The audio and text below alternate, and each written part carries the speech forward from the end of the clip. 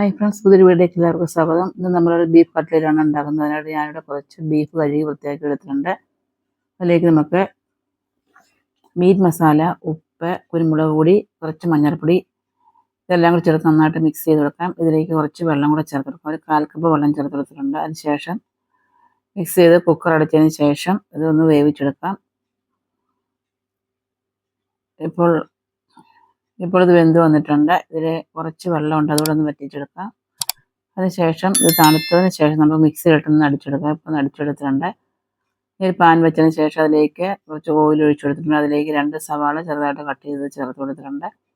ഇത് ചേർത്ത് കൊടുത്തതിന് ശേഷം ഒന്ന് ഇളക്കി കൊടുക്കാം. ഇനി ഇതിലേക്ക് 1 സ്പൂൺ ഇഞ്ചി ചെറുതായിട്ട് കട്ട് ചെയ്തത്, 1 സ്പൂൺ വെളുത്തുള്ളി ചെറുതായിട്ട് കട്ട് ചെയ്തത് ചേർത്ത് കൊടുത്തിട്ടുണ്ട്. 3 പച്ചമുളക് ചെറുതായിട്ട് കട്ട് ചെയ്തതും കുറച്ച് കറിവേപ്പില ചെറുതായിട്ട് കട്ട് ചെയ്തത് ചേർത്ത് കൊടുത്തിട്ട് ഒന്ന് വഴറ്റിയെടുക്കാം.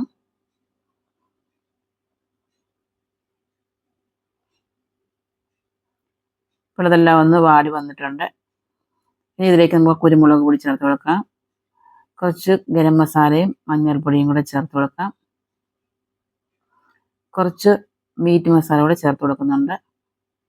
ഇതെല്ലാം കൂടെ ചേർത്തിട്ട് നന്നായിട്ടൊന്ന് ഇളക്കി കൊടുക്കാം.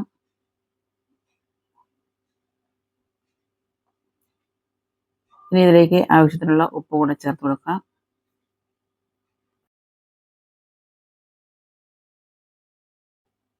ഒരു 2 ഉരുളക്കിഴങ്ങ് പുഴുങ്ങി ഒന്ന് ഉടച്ചു വെച്ചിട്ടുണ്ടായിരുന്നു, അതുകൂടെ ഇതിലേക്ക് ചേർത്ത് കൊടുക്കാം. ചേർത്ത് കൊടുത്തതിന് ശേഷം ഇതെല്ലാം കൂടെ നന്നായിട്ടൊന്ന് മിക്സ് ചെയ്ത് കൊടുക്കാം.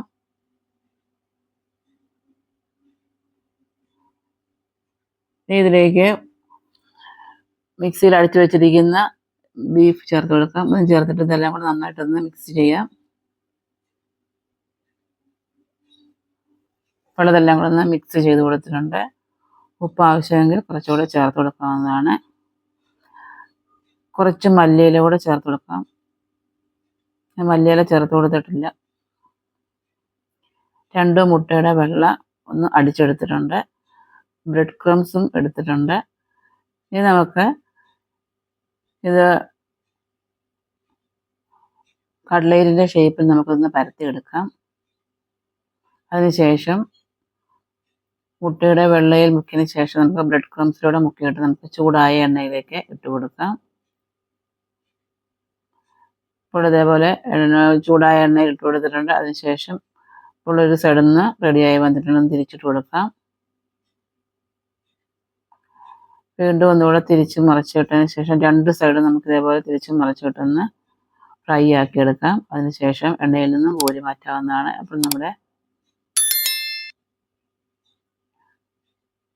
ബീഫ് കൊണ്ടുള്ള കട്ട്ലേറ്റ് ഇവിടെ റെഡിയാക്കിയിട്ടുണ്ട്. അപ്പോൾ നമുക്ക് വീണ്ടും പുതിയൊരു വീഡിയോ ആയിട്ട് വരാം. അതുവരേക്കും ബൈ.